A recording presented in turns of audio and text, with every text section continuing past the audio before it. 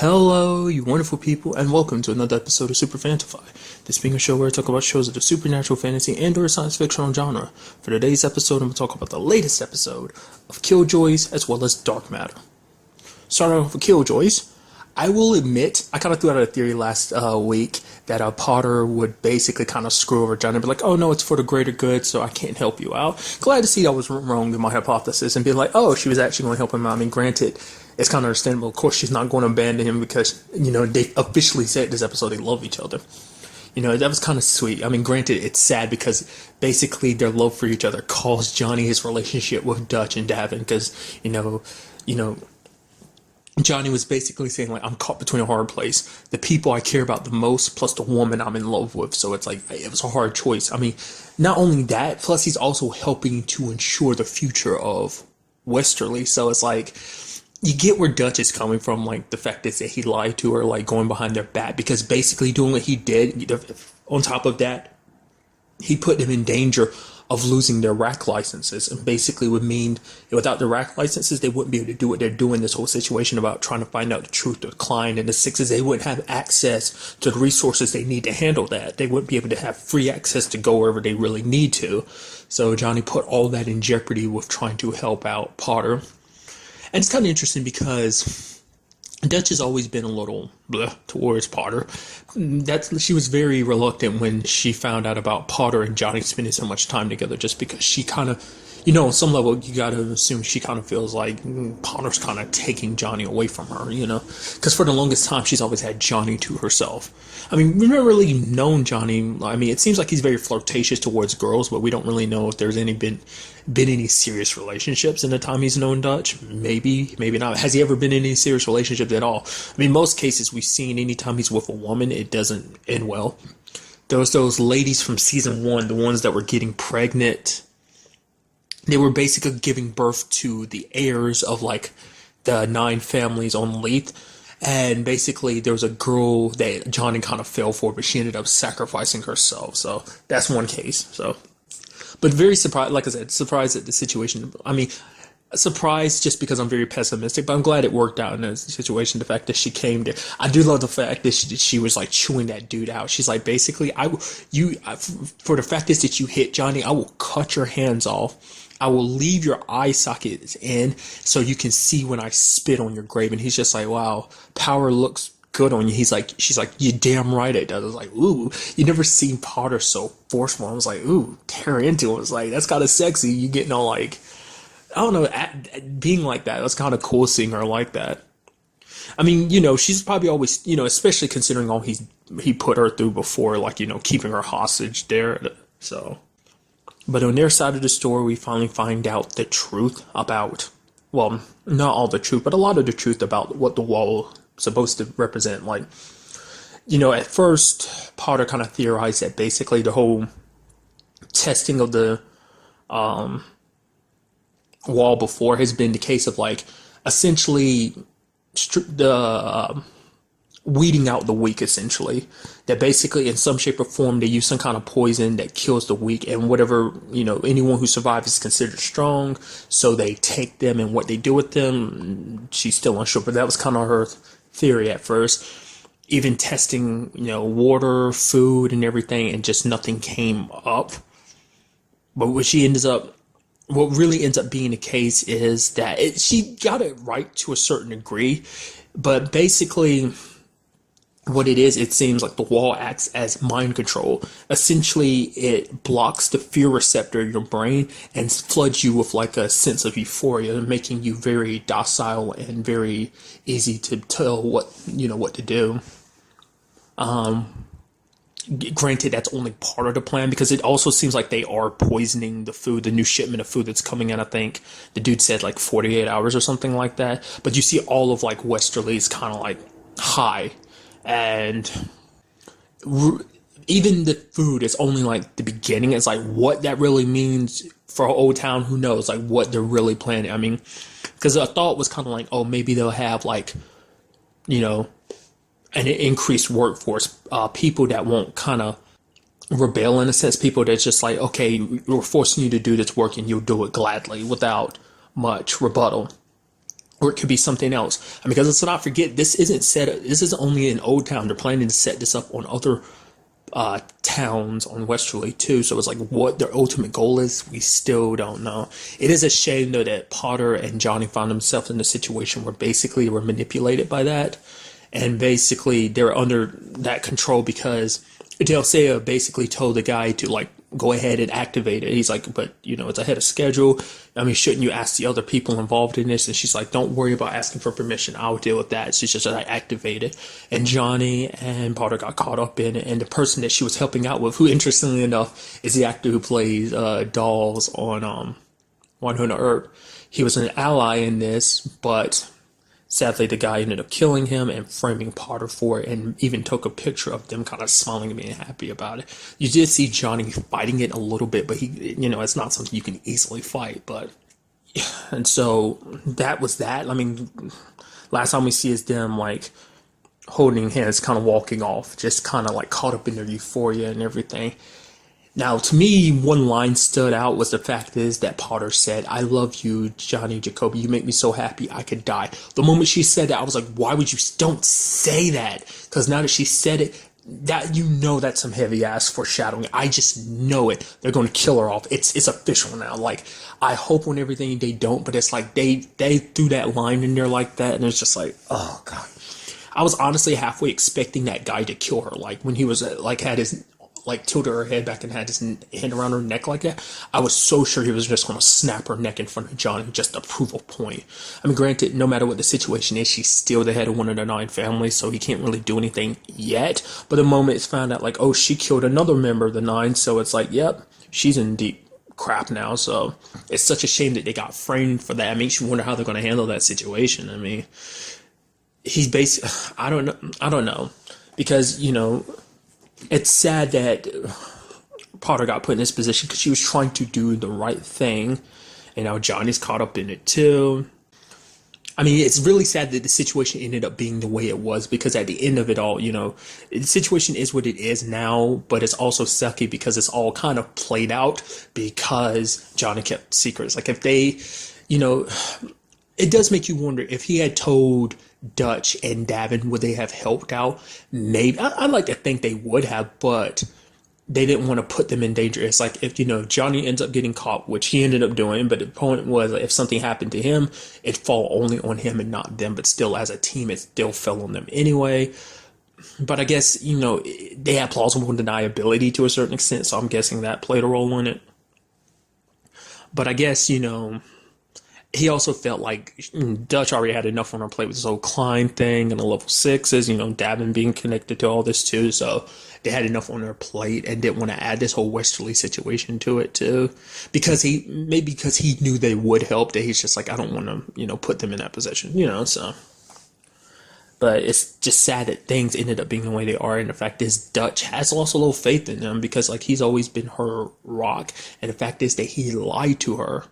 I mean, granted, this ain't the first time he lied to her. Let's not forget about the whole situation in season 1 with the first episode trying to help out Davin. So, but this is just kind of a first point where he like continuously lied to her, kind of put them in, knowing what happened back in season 1, the ramifications of doing what he did. He literally, and to a certain extent, did it again. So it's just like it feels like she's being betrayed by the person she cares about the most. That's always been kind of her steady ground. So I will like to see whether or not it'll be easy for them to come back to this or not. I mean, it's not like she completely has abandoned him, because at the end of the day, like what she was saying earlier is the fact he's like, why did you come here if you're just going to be mad at me and walk away? She's like, out of habit, and she's like, essentially, she's like, willing to welcome him back, because she's like, basically, we just have to wait till he finishes the whole helping Potter situation. So, and Davin kind of goes along with it because he's like, well, Johnny lied to me too. I mean, because he basically had to choose between like helping out Dutch or helping out his brother. It's like, but he's like, oh, my bro lied to me, so I guess you got my help, you got my undivided attention on this. So makes you wonder if that situation was a little bit different. Maybe if Johnny had Davin as backup with things be different. You never know. I did like they ran into that guy. I forgot what his name. Carl, that's it. The guy from season 1, basically when the prison poison. It was something to deal with Alvis. Was that season 1 or was that this season? No, that was this season. I don't know, I'm stupid. I was like wondering about that. I was like, no, that wasn't last season. That was earlier this season. Carl, who basically was in that prison where all the poison got released, like Alvis was going to release it, but he didn't. The one that you basically have to, it would basically dehydrate the body, and they basically had to drown Alvis to heal him. I mean, to kind of remove it from his system. So that's on that side of it. And then the other side of it, we dealt with some interesting things like Davin learning he has another ability, pushing his like whole power thing with the plasma. The fact is that he was going up against a 6 and he essentially made his head explode. One of his eyes popped out and blasted onto Davin's face with the goo and everything. It was just like, ugh. I was wondering how that was going to play out. Granted, I mean, luckily it was only just, I mean, to a certain extent, part of his head. It wasn't all of his. It's not like his head completely exploded. And I love the fact that he had to go to Alvin and try to ask, like, yo, can you help me understand how to use this power? And he does kind of learn how to control it throughout the episode. So that's going to be pretty handy from now on, being able to, like, you obviously know how to kill 6s because basically you have to aim for the brain, obviously. But, with this, you can immobilize them, temporarily allow you to kill them because, they're pretty tough to take down, so they're not going to make it easy for you to kind of sneak up on them and jab them in the back of the head, but you have Dab as a weapon. And it also makes you wonder, like, how far the ability reaches. Could it be like, could he only use it on one person at a time, or is if he focused and gained enough strength, could he like take down a whole group of 6s coming their way and just like immobilize them so you can just jab that weapon at the back of their neck? So and we also saw the return of Olin, who, because of everything that's inside of his head, ended up almost killing his brother, like almost exactly the same way that you'd kill a 6 just because his brain's being overloaded by all these memories and stuff like that. And we ended up finding out, basically, essentially, Anila. Well, we found out a lot about Anila in this episode, but the fact of the matter is that apparently she's the quote-unquote devil that the Scarbats referred to in their history. Like, there was the 12 monks that went to fight the devil on Arkyn, and apparently she's that devil. So it's like, what makes her so dangerous? Like, why is she this kind of great evil, essentially? And, that also ties in as to why Klein wants her dead, especially when you find out, oh, by the way, that's his daughter. So it's like, okay, wait, why do you want your daughter dead? And why is it that Dutch has to be the one to do it? And why does Dutch look like her? Is Dutch a clone or something? Is she actually Anila's daughter, making Klein her grandfather? I don't know. Because it also kind of got into Dutch's head. She's kind of like, wait, if this is the case, like, what if actually Anila does exist, but what if I'm Anila and I'm just like not remembering the fact that the matter is, but Dad's trying to tell her, like, no, you're a completely different person from Anila. It's just like it's so fascinating to know the fact that the matter is. It's like, oh yeah, 6s don't age, so it's like that could have easily been a long time ago. That whole Arkyn situation was a very long time ago. In fact, hundreds of years ago, because the fact of the matter is there was like, Olin gave them vision, told him about the vision, about the fact is that there were rivers on Arkyn, but there haven't been rivers on Arkyn in like hundreds of years. So it's just like, it's fascinating when you think about just how old they are. I mean, it makes you wonder just how exactly old is Klein? How long has he been around for him? I mean, because we learned last episode, like Sabine was like 80 years old, but it's like, there's no telling how old Klein really is. But what is the connection? Why would you want your daughter dead? Is she a 6 as well, or is there something else to that? I mean, like, is it even possible for 6s to have kids? I mean, maybe he had one before he became a 6, and then later on he became a 6 and then made her into one too.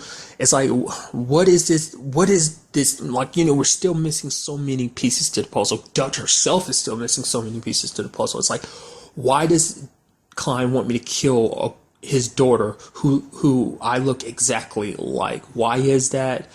Like I said, current theory, cloning, maybe, there's always a possibility that it's like, because initially I was like, oh, maybe she's her twin, but it's like, no, the fact of the matter is she's obviously Klein's daughter, so she's been around a long time because she's a 6 as well. So there's no possibility of it being the fact of the matter of being twins, but it's like, could be clones, could be her daughter, who knows? I mean, because if that was the case, that would mean she'd had to have had Dutch pretty recently. Like, I mean, in a span of the life of a six could potentially live, it's like Dutch is what? I'd say mid to late 20s, character wise. I'm pretty sure the actress who plays her is like in her late 20s, but I'm sure, Dutch might be a little bit younger or the same age as her actress, but so that would be kind of more recent years, and I feel like she probably hasn't made an appearance since then. Because if she did, I'm pretty sure people would be pointing out, like, huh, you look just like this lady we know from, I haven't seen her face around here in about 30 years or so. So it's kind of like, you would think that would come up, but the fact of the matter, it hasn't. It's like, where is she? Like, where's she been hiding this entire time? Was Arkyn the last time she made an appearance? What was the whole situation on Arkyn? Like, why were they there? What were they fighting for? Why are they against the Scarbacks? I mean, we ended up finding out in this episode that one of the 12 monks that was alive back then was, I mean, in fact, alive. They had turned him into a six, so he was alive. And basically, the other bodies we saw, it was initially being like, okay, they were failed experiments, making it seem like, oh, they're just regular people that failed the whole six transition. But it seems that they were probably the other monks that didn't. They were trying to be. He was the only successful monk to be turned into a level six. I mean, this all excluding the monk that ended up back on. That was in the mines that Alvin had found. Alvis had found the one. Basically, he had written that message on his skin that Alvis was using as a bookmark. Which I love the fact is Davin just calling us. Okay, do you know how weird that is? You're using skin as a bookmark. I do love the fact is that they are butting heads a little bit. It's not really directly brought up this episode, but you can obviously tell it has a lot probably to do with the whole Dutch situation. I mean, Davin's never really been the biggest fan of Alvis anyway. They kind of don't really care for each other. They get along fine, but I'm pretty sure Dutch complicates things. Granted, I don't know that Davin really knows about them. I mean, it makes you wonder in that situation too. Is it like just sex, or is it a little bit more? I feel like it might be a little bit more. Maybe in Alvis's department, it might be a little bit more. Maybe not so much on Dutch's department. I hope it's not a situation where it's just like, Dutch is just using him as a means of just kind of not wanting to be alone, especially considering the whole situation. Davin and Sabine were hooking up. I mean, because she knew they were getting closer and stuff like that. I mean, granted, that's no longer an issue that we know of. Like I said, even Dutch said, like, there's still a possibility Sabine might still be alive. So I'm very curious to see where we go next episode, like dealing with the whole situation with Johnny and Pawter, and the fact of the matter is everyone knows. The team now knows the truth about, like, Davin and Dutch know the truth about what the wall is exactly doing, making people essentially docile. I mean, granted, Johnny and them know, but because Johnny was able to fight it a little bit, so there's a part of his brain that still knows that, but it's still like being controlled, so he couldn't completely break free of it. So just have to wait and see what happens next episode. And now moving on to this week's episode of Dark Matter, a very good episode, which I really love because initially, like, I instinctively thought, it was like, oh my god, it's like, oh, the fact is that the place that Nix and Devin were at, and just like they ended up bringing up the ship, and they're just like, oh man, there's a distress signal coming from it, and it's destroyed. I'm like, oh my god, you guys time travel, you guys went to the future or something. And it's like, no, they didn't go to the future, they went to a parallel universe. I'm like, dude, I don't care what it is, time travel and parallel universes, I don't know which one I like better. I was like super stoked to think it was time travel, but I think parallel universes made me even more excited. I don't know, it's always very interesting because I like the concept of parallel universes being like, oh, this is an exact copy of the other universe, except it's not a quote unquote exact. A lot of things are similar, but it's just small changes here and there. It was very interesting when you actually got to see the different people looking up and finding out, it's like, oh, what's different in this world? You had Five, not really curious at all. She was just like, screw it, I'm not about to look up what happened to me in this universe, because it's like, it's like, because the android brought it up, it's like, do you ever think about it? I mean, it's very fascinating to find out like what slight changes could basically drastically change your life. And Five was like, I have a bad feeling, I don't want to look into it. And part of me was thinking, like, the fact is, she never actually looked it up, so we still don't know whatever happened to Five in that alternate world. What we can assume, though, I think so, is the fact is that she might be dead. I mean, granted, that was never really said there was never anything said about that, so you never know. I mean, to a certain degree, maybe that's possible. Like she died on the Raza. It was like I said, it was never directly said because Six was found out because he was going to arrest him, but in this world, basically they found out about him, and two ended up killing him. So that sucked, having to see yourself get killed. That can't be easy. Because initially I was thinking like, okay, maybe this is like, after they had lost their memories and he was planning to, he's like, okay, I remember who I am now. I'm a cop, so I'm arresting him. Like I thought that was his plan then, not working. But this is like his initial attempt to arrest them.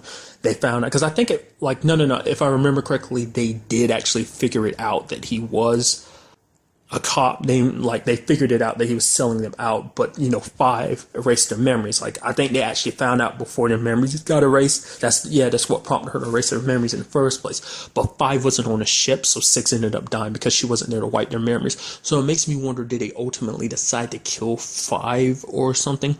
Maybe in this world, like for example, it could be like Five got on the ship, and I think Six, being who he is, like was willing to save her in this world, like the prime world that we know. Let's refer to it as that. Where do I know that from? There was something else. Oh yeah, I was like, there's a video game I'm watching recently that kind of deals with alternate dimensions and stuff. And so I was thinking Prime Dimension. I was like, that sounds so familiar. Won't go into it. It's not important right now. But nonetheless, it's like maybe in the Prime Dimension he was kind of leaning more towards like, hey, let's not kill her. Let's keep her around. Maybe to keep his cover. In the other world, he's like, okay, I'll be a little ruthless. Let's kill her. Or maybe she never made it on a ship. Maybe her and her friend were tracked down and were killed for the warp drive device. I don't know.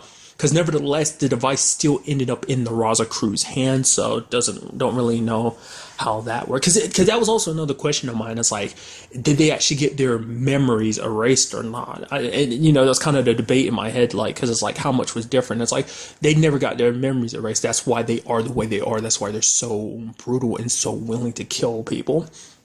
Even the fact is that they're working with that group. I can't remember their names. I always refer to him as the actor who played Oz from The Listener. Him and his team were on the ship because apparently they're working with the Raza crew. So that's very different. I found that very interesting when two had to fight that lady again. She's like, okay, do we have to do this again?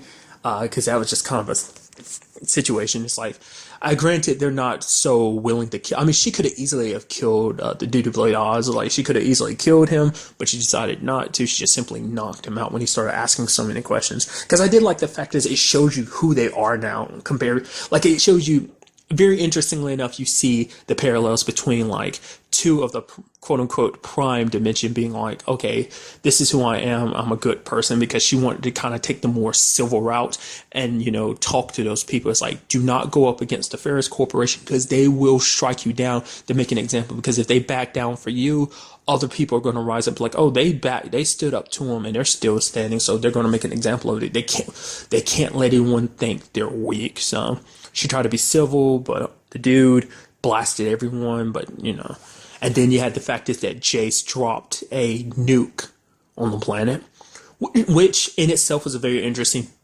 thing too, because I was wondering, it's like, because you see her kind of take a step back for a second, because it made you wonder, like, maybe there's a part of her that was thinking like, oh, is this one or is it Jace? But because that was kind of my question too. It's like, is that Jace or is that one? But when you drop the nuke, it's like, yeah, that's definitely Jace. Because I was wondering, like, when she started calling him by his last name, I was like, oh, he's kind of responding to it a little bit. Not necessarily outright responding, but he's not denying it. So I'm like, oh, so that's definitely Jace, isn't it? Because it makes you wonder, like, what was the whole Derek situation like then?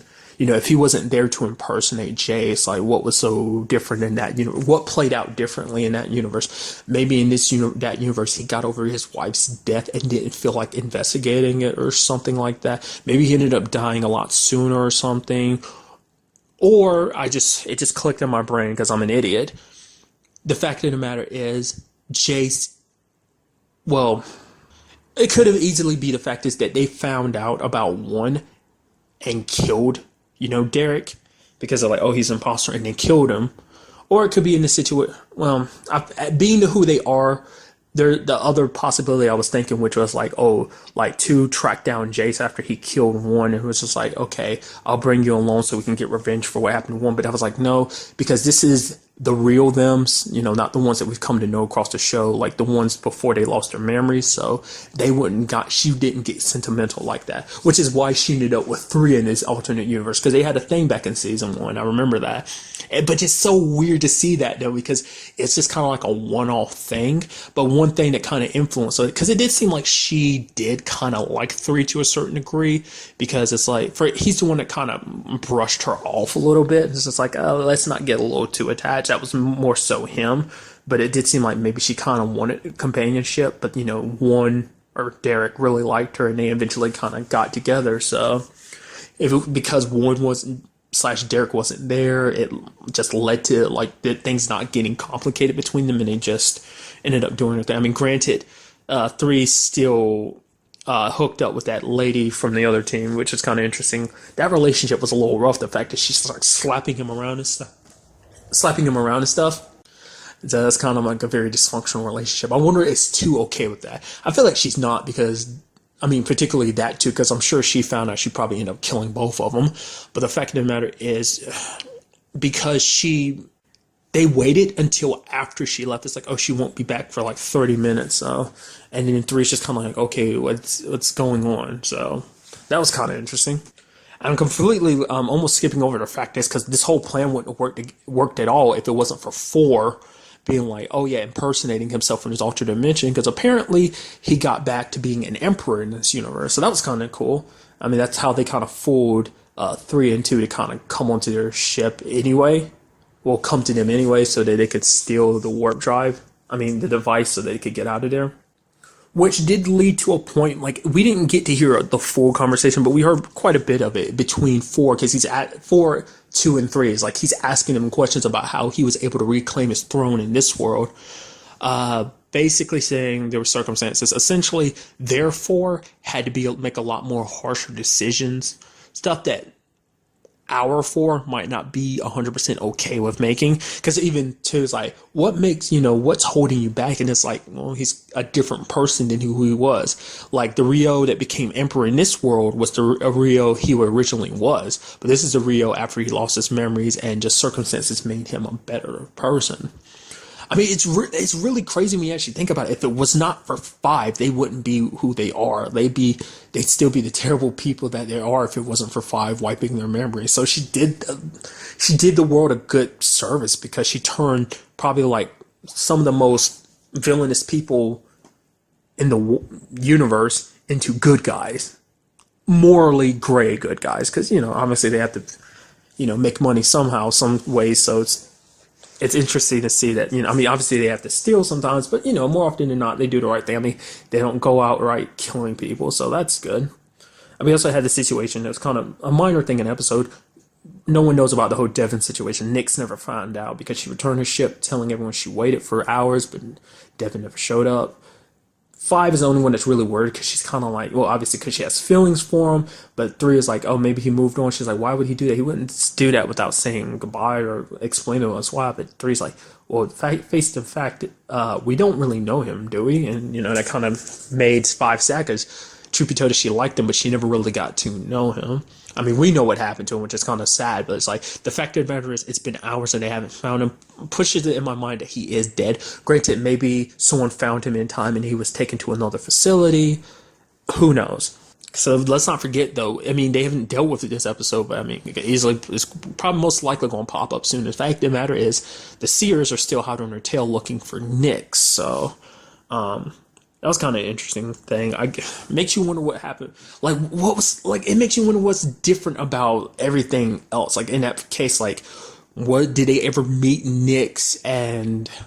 No, think about it. No, they never met Nyx, Eric's, or Devin, because they never got arrested. Because they were good guys. Well, for one, 6 was already dead, so that situation never happened. I completely forgot about that. So, of course, Nyx and them wouldn't be in there. That's why she didn't... that's one excuse you can be like, oh yeah, that's why that actress who plays Nyx wasn't in this episode, just because Nyx wouldn't be around in this alternate world. So, but that was just kind of very, interesting. The fact that it's traveling to an alternate dimension, it does make you wonder. Like the device seems to be working perfectly fine now. Possibly no issues like the first time they used it. So it makes me wonder, how will they use it in the future? I mean, maybe there'll be more crossing dimensions. Who knows? Probably not, because the device is working properly now. So they'll most likely just be, fast traveling everywhere they need to go. We did find out that someone in the other, like from the other dimension, they were in the Marauder and they tacked alone and ended up finding their way to this dimension, and they FTL'd the moment Raza ended up returning. So I was like, who could that be? Maybe it's someone connected to what 4 was setting up. Because remember, the whole thing with 4's situation of like trying to find ways to reclaim his throne. Like that does make you wonder, like, will that be a situation where it's like, okay, is he really willing to do anything to get his throne back? I mean, that's definitely going to be a big possibility in the future of him being like, okay, we can do this, and this so I can reclaim my throne. But even reclaiming his throne won't be an easy thing, because he ended up even finding out that he put trust in his brother. But that didn't work out in his favor, because he ended up finding out his brother essentially tried to basically bring an end to his reign, essentially bring in democracy to their people. So kind of like undermining his power and stuff like that. So make it most likely ended up killing his brother for it. The fact is that he's still in power and everything. So I don't know. Maybe it's connected to that. Knowing their luck, it's most likely Jace from that world ended up tacking along, or maybe it was someone else. Maybe it was the lady from MK that tried to screw them over. I don't know. Or maybe it's someone unrelated that we didn't really know. It'd be kind of interesting if we ended up finding out it's like, oh, actually it's the 5 of that world. Like, she still was alive, but circumstances didn't put her on the Raza, and she ended up there. I don't know. Whoever it was, basically is going to cause some trouble, and most likely cause trouble for the Raza. It's just going to come back to screw them over. I mean, granted, for them, it's like, we're already in a crappy situation. Like, we're already hated across the universe. We're kind of stuck between these companies, all who kind of want us. Some want us dead, some want to use us and then kill us. It's just kind of like we're in a very fickle situation. We're not liked by many people, so maybe a little more trouble wouldn't be that much of a difference, but at the same time, it'd be more of a nuisance for them. It's more they'd have to deal with, so... Overall, a very interesting episode. I really like the way things played out. Just that alternate dimension stuff is just so cool. I love that aspect of things. So that was a really cool aspect of this episode. I'm very curious to see how everything plays out next episode. But that's really all I want to talk about in this episode. Till the next time we meet, be happy, be safe, live life to the fullest, and enjoy it. Good day and goodbye.